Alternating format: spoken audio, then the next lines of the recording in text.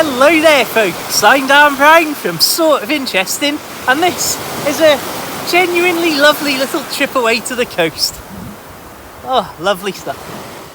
Whoa, hang on 1 second, don't tune out just yet. I promise you, this isn't going to be another case of, oh look, a YouTuber's gone on holiday, so better put together some sort of egomaniac's collection of images making him look cool with the sun and sea in the background. Instead, my friends, I promise you, we're going to take a look at some genuinely curious places and fascinating little curiosities in this general area. So we've got a medieval church to look at, we've got World War II sea defences, an old firing range, and we've also got the sort of tragic modern story of sea defences, as we're going to take a look at one of the villages that could well be one of the first places in the UK to be relocated and, well, abandoned to rising sea levels, really. Anyway, without further ado, I don't mean to depress you all with this entry, let's get stuck in.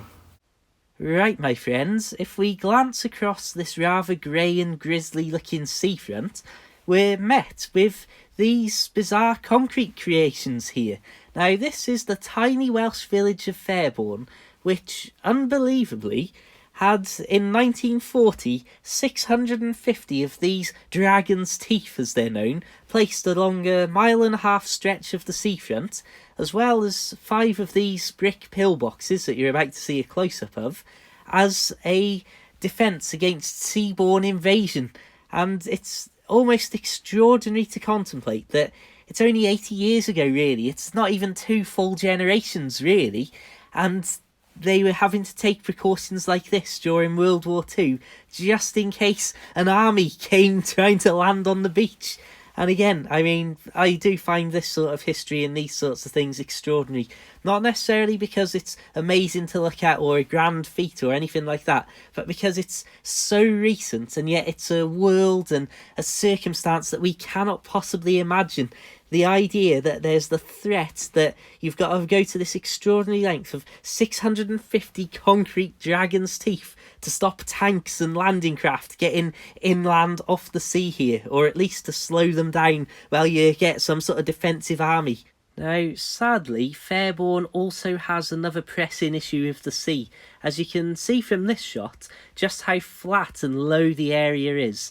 And this higher point, looking across the area, also helps to illustrate just how flat the general estuary region is. So we're looking across at Barmouth here, the little town at the base of the hill, and then as the camera pans to the right, you can see all that flat, low, grassy area of Fairborn itself. Looking across the estuary here from the end of Fairborn over to Barmouth, again you can see the red flag flying. Not only is it flapping wildly, indicating how windy it is, it's also warning us that the sea is not particularly a safe place to be going out in these conditions. The sea is even more of an issue than the red flag is letting on in this area, as unbelievably and very sadly for the residents, even within the next few decades, the first residents may start to be relocated to new areas, as the council has declared that they can no longer maintain and upkeep the sea defences for the little village. And as you can see here, you've got the sea on one side and then the estuary and all this low ground that cuts to the back and side of the village. So you can imagine why its low level is such an issue with continually rising sea levels. And again, we could be looking at one of the first victims of sea levels in the UK. So my friends, moving back to a more military history element in this video, can you guess what this hill, this random brick wall, and then another little mound of earth over to the right hand side could possibly be or have been? Well, I'll tell you now, because I've only got a limited amount of time in this video. Unless my granddad has been running a practical joke for the last 30 years, these are the remnants of an old shooting range from World War II. Again, there was a lot of military activity and camps around this area, as you've seen just down the road at Fairborn. This is a Llwyn, which I am doing my best Welsh pronunciation there, so do forgive me. But as I understand, the soldiers would have been over on that mound and then fired at targets that were propped up above that wall. And of course, any stray bullets would go into that big earth mound over to the left-hand side there. And if we look at the backside of that hill, you can see that it is a much longer shape than the almost pyramid shape that appears from the side. Again, just a random bit of history there for you.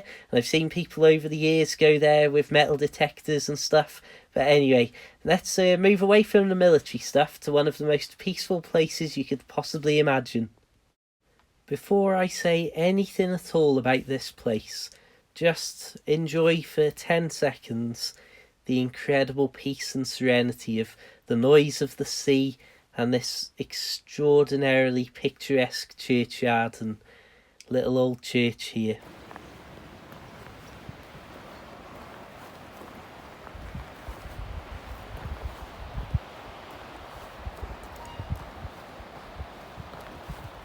My friends, you are experiencing the absolutely extraordinary moment of peace from a 13th century medieval churchyard overlooking the sea at Cardigan Bay. Now, I'm going to do my best with the Welsh pronunciation here. This is St Celynnin's Church at a place called Llangelynin. Now, I'm not sure if that was quite right, but it's as good as I'm going to get. So I'll put the name on the screen so you can look it up once again on Google and Google Maps to see this in context. And, well, I think you can tell just from the outside and the building materials that this is far more of a rough and ready utilitarian sort of building that's built to be this strong, solid, stalwart house of God here on the coast to stand up to that coastal weather and the storms rolling straight off the sea and battering the building over the centuries that have passed. Now, you might be able to see there on the wall, there's that skeletal figure there, which I believe was uncovered and is dating back to the 17th century. But as we glance around the building here, you can see just how sort of worn and how it's a building that looks its age. I'm not sure when the roof dates from because it looks far more recent and in far better condition than a lot of the other elements of this building. But again, just consider this sort of, maybe it's an over romantic image and thought to envision a time maybe 500 years ago when the worshippers were singing hymns inside here as the elements, the wind, the rain of winter hammered on the windows and the building outside, the wind whipping around and howling. And you can just imagine the candles lit to give some sort of dim light in the dark, overcast winter days. I don't know, perhaps I'm just far too romantic in my view of these things from the past, but I just love that sort of, that feeling and that moment that you can almost imagine yourself back there in another time. I would like to share with you now a couple of clips from the sort of places that I've been coming out and visiting and got so many great childhood memories here at the coast in North Wales, and really just share with you the beauty of the area.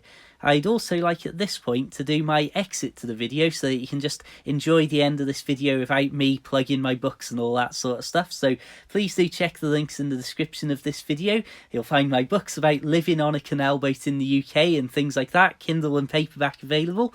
Please do also check out my other links to Facebook and Twitter and Instagram and all that sort of stuff. And of course, please do subscribe if you want to see more of this sort of stuff, as well as life on a canal boat, and hit that notification bell even if you've already subscribed. But anyway, let's look at some beautiful seaside footage. Thank you for tuning in.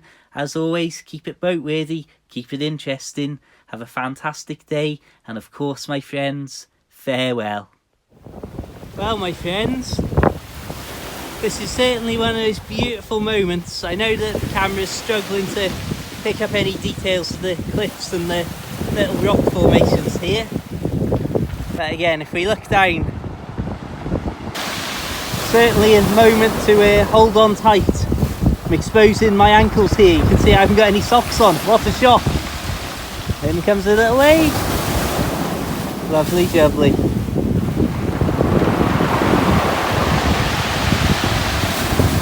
I love that sound of all the rocks being dragged back out with the water. Awesome, listen to that. Oh, wonderful. Could spend a lifetime in a place like this.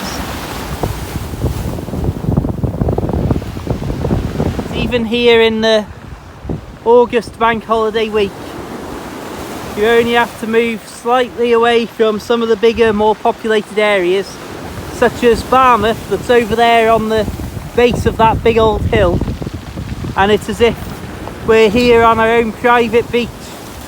Obviously there's not much sand now that the tide has come in, but apart from the seagulls, which there is one, we are pretty much deserted here. And what a glorious, glorious place it is to be.